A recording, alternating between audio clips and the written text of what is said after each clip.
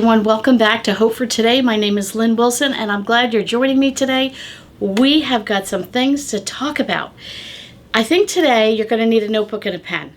That's my thinking. So why don't you stop the video, pause it, go get your notebook and a pen, and while you're there, get your cup of coffee. We're going to have, let me get my mug here. My mug has my Hope for Today on it. So grab your coffee. We're going to get some business going here. So what is the month of January known for? Most people, I would say it's like the decluttering month. Somehow, Christmas and the holidays are over. If you have kids, the toys are everywhere. You got to clean out the Legos. You want to move furniture. You want to rearrange the furniture. You want to deep clean. Even the stores are selling like bins to organize, and you see a lot of YouTube. If you're on YouTube, everybody's doing the declutter. Everybody's got the declutter going. And it's a great time of the year. It's, the beginning. We talked about this last week. It's a fresh start. It's a new beginning. It's a time to kind of reevaluate what you're doing and realizing that junk drawer in the kitchen is a little full. You can't get it shut. You're slamming it shut and it's too full. Do you have a junk drawer somewhere in your home like that? Is there a place where there's so much stuff you can't, you're pushing your hand in there trying to get the stuff in there to close it? Well, I want to talk today about spiritually decluttering our life. And since January's declutter month, why not talk about a spiritual declutter? How many of us, our life is so full, like that junk drawer, and you just can't get it shut? Or if you want to open it, it's like you're trying to get your hand in there and then your hand gets caught and you can't find the thing that's sticking up, like the pair of scissors or that cardboard, and you're trying to get the drawer open. That's kind of a way that we can look at our life, that it's so full you can't shut it, and it's so full you can't open it. And I look at it this way. If the Lord wants to open your life and add something to your life, a ministry He wants you involved in, or a task He has you to do, or maybe an area that He needs you to grow in, if your life is so full and you can't get the drawer open, how is the Lord going to put another thing in your life? And the same is if you're trying to shut the drawer and you can't because there's so much stuff in there. For me, I could say I could see my life on both sides. It's too full that I can't open it, and it's too full that I can't close it. But sometimes it's so full you can't close it, even your own life. So how about you? Are you having trouble sleeping? Because there's so much on your mind, you can't rest. Is your mind just on overload? How about, you go to church? I've been there. I tell you, I like to be honest, because somebody out there needs to hear somebody being honest about how things are in life. How many times have we been to church? We're not prepared mentally, emotionally, or spiritually to be in church. Now the praise and worship is playing, or maybe the announcements are happening, or maybe the pastor gets up. Your mind is in 20 directions. Making your grocery list. What phone calls do you need to make? You're making, you're writing notes and lists, or you're just thinking, and I've been there. And there are days that by the time church comes, it's the end of my week. It's not the beginning of my week mentally. And I'm just so exhausted from the week that by the time church comes, I can't even focus on what I need to focus on. And the Lord is saying, I'm trying to open that drawer and put something else in there, but you're so busy. It's so full of junk, I can't get it open. Can you relate to that? How many of us need to set boundaries? I have been reminded by a coworker over and over and over about setting boundaries and what that means. What does that mean? Boundaries, let's talk about some things. One of the things that I've learned is setting boundaries in terms of who I associate with, whether it's a close friend, a family member.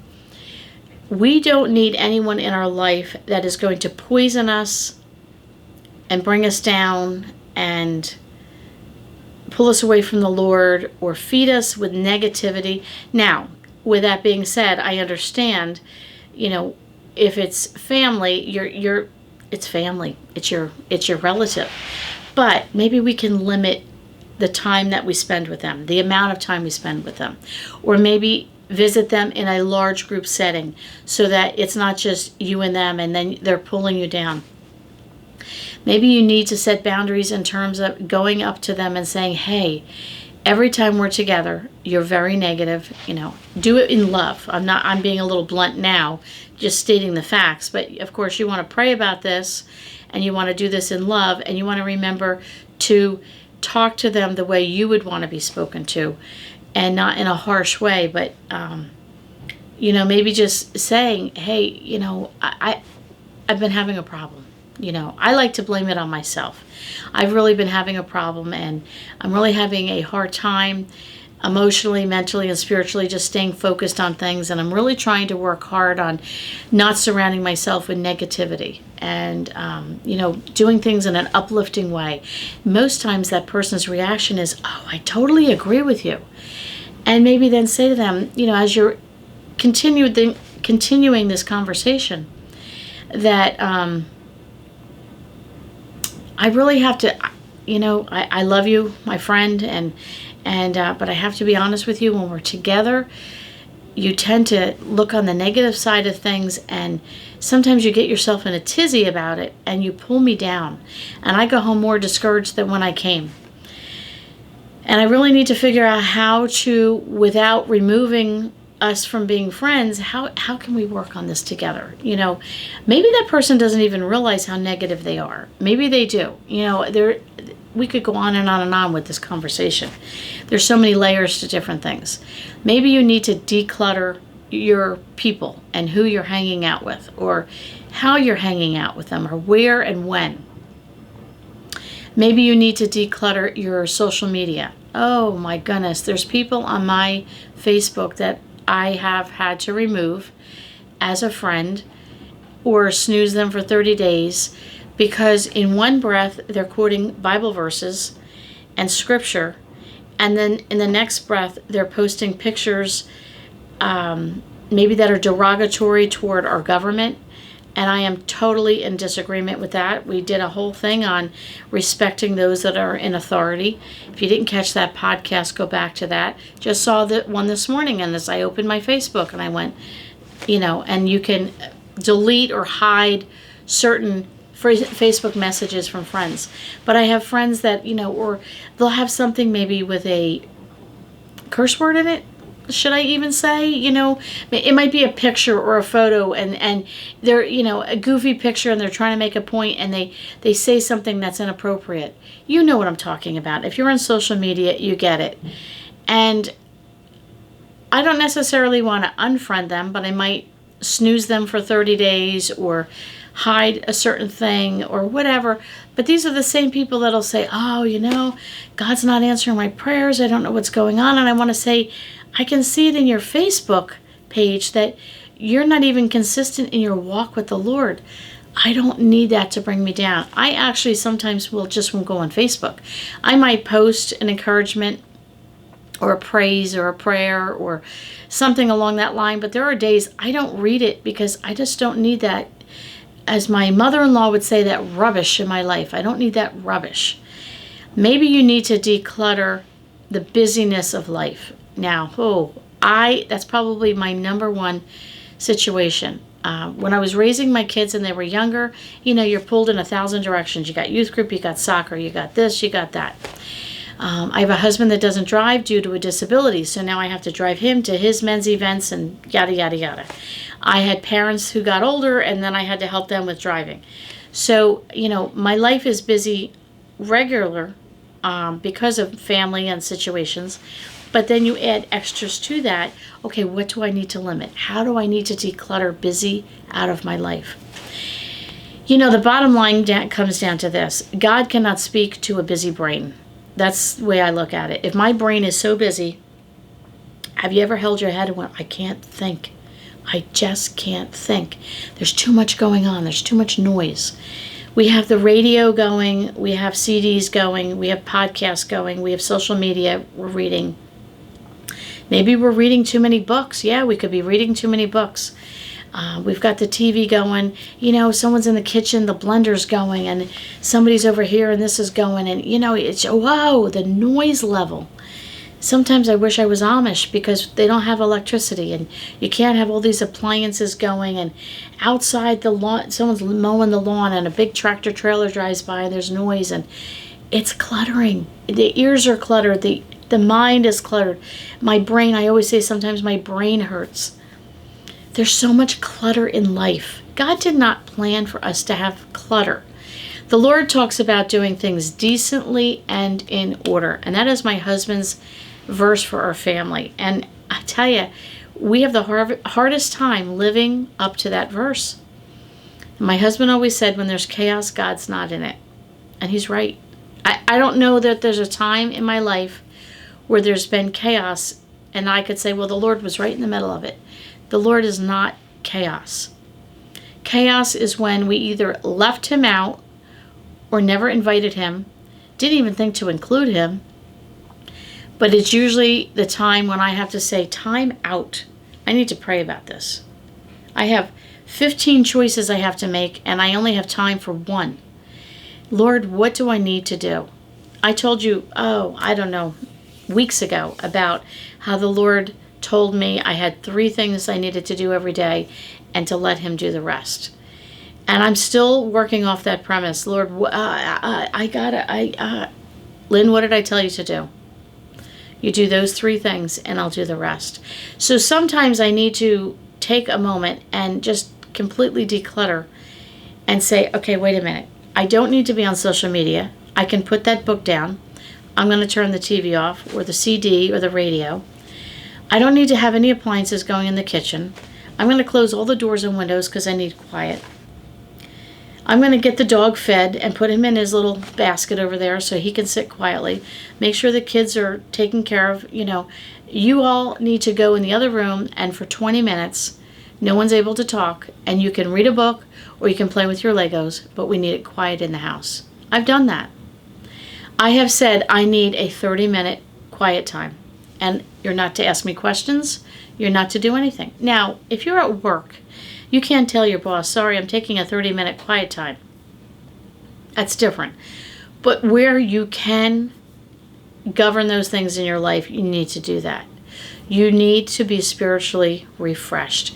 What a great time. It's a brand new year in a brand new month. Everything's new. It's a new day. If nothing else, even if you started this on December 31st, it's still a brand new day. God's mercies are new every morning.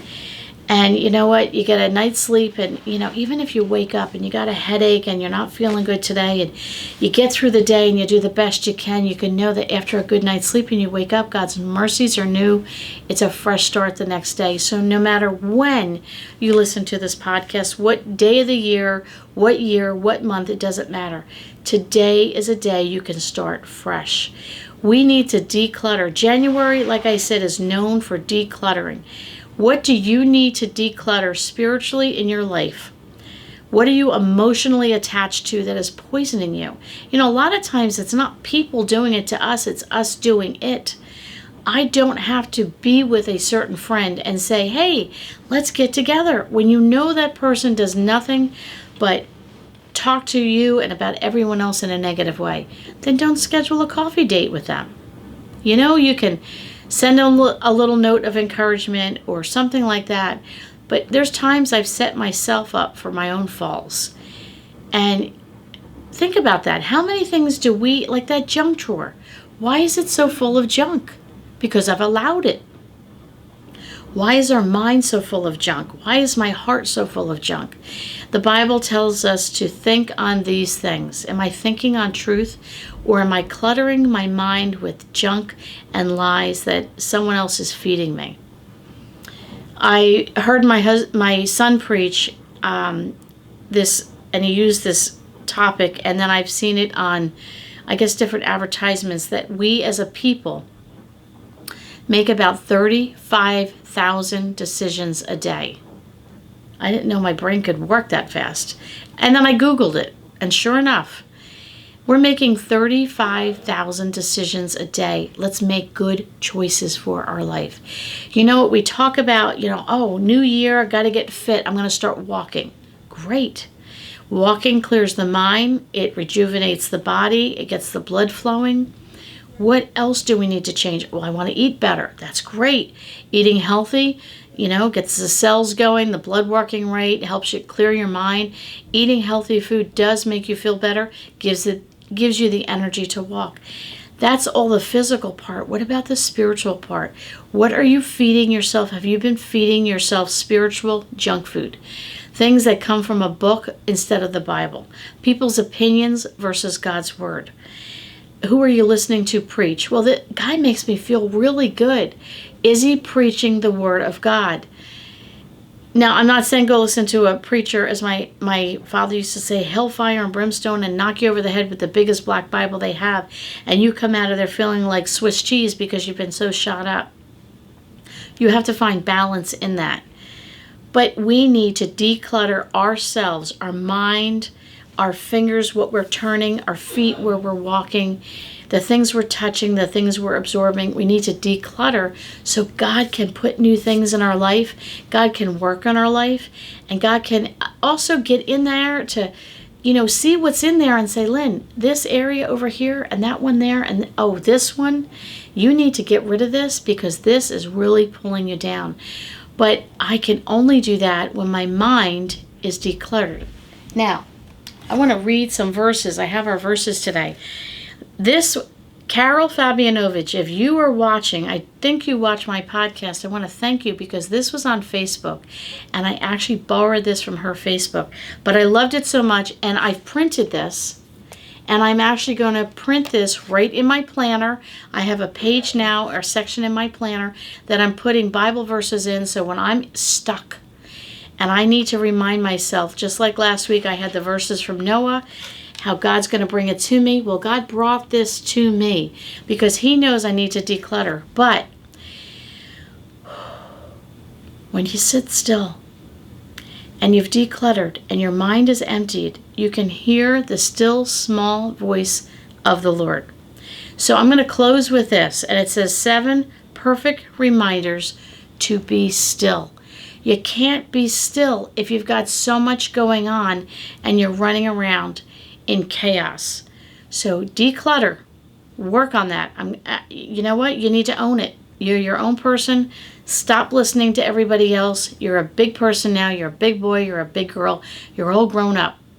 You can make your own choices and you can make wise choices because God also says, if you lacked wisdom, ask. You have no excuse. You have no excuse. So here we go. Be still and know that I am God in Psalm 46:10. Be still. I want to add, if I could, be quiet. Shut your mouth. Stop talking. Listen to him. If you sit quietly for 5 minutes, you'd be shocked on what you can hear the Lord tell you. Oh, this is one of my favorite verses. Exodus 14:14. The Lord will fight for you while you keep still. Would you shut up? Lynn Shut your mouth. Calm your mind. Be still and know the Lord is fighting for me. Then we're going to go to 1 Samuel 12:16. Now then, stand still and see this great thing the Lord is about to do before your eyes. Oh, last week we talked about, I just got goosebumps. Think about this. God is at work. This year, I know what God told me. I told you, he gave me a verse, he gave me a phrase, and he gave me a theme. I claimed it. I know it. I have no doubt. And this verse fits right in with what God has told me. Now then, stand still and see this great thing the Lord is about to do before your eyes. God is at work, people. God is at work. Then in Exodus 14:13, don't be afraid. Just stand still and watch. The Lord will rescue you today. How many of us feel threatened? We feel alone. We feel frightened. I get it. But it says, don't be afraid. Just stand still. I don't, maybe physically stand still, but like in your person, stand still and watch the Lord rescue you today. If you're so cluttered with junk, you can't hear, you can't see, and you can't think, and if you just stood still and you got rid of that and you decluttered, you can watch the Lord rescue you today. And it might go back to the other verse and see a great thing that God is about to do before your very eyes. It might be the most miraculous thing that you could ever imagine. Then we're going to be in Psalm 37:7. Be still in the presence of the Lord and patiently wait for him to act. You know, it doesn't always happen like an instant Pop-Tart. We talked about instant Pop-Tart prayers and slow cooker prayers. If you didn't catch that podcast, go back and listen to it. Because we need to be patient and be still in the presence of the Lord and wait for him to act. Then we're going to be in Isaiah 40:31. They that wait upon the Lord shall renew their strength. Are you weak? Are you weary? Are you tired? Are you just exhausted? All right, you know what? How do you eat an elephant? One bite at a time. Start decluttering whatever needs to be decluttered in your life. You've got to do that one bite at a time, little by little. Declutter your life. Then you can wait on the Lord and you can have your strength renewed. You can be rejuvenated for a new year. And then in Isaiah 26:3, you will keep perfectly peaceful in the one whose mind remains focused on you. People, we got to stay focused on the Lord. We need to declutter the junk in our life. We need to be still and know that he is God. He's still on the throne. The Lord is going to fight for you. He's going to do something miraculous in front of your eyes. Stand still so he can rescue you. Present in the Lord and to wait patiently for him. Those that wait upon him, he's going to renew your strength. And those that remain focused on him, he can renew. He can give you that strength, everything that you need. Listen, it's between you and him. It's not you and 10,000 other people. I don't care whose family and whose friends in your life, who your pastor is, who your church family is, or who you have no one else in your life. Maybe you say, I have absolutely no one. You don't need anyone. You only need the Lord. Once you have the Lord in your life, you can then go to him with all your needs, all your desires, all your wants, all your fears, all your loneliness. Commit them to the Lord and he will fill those for you.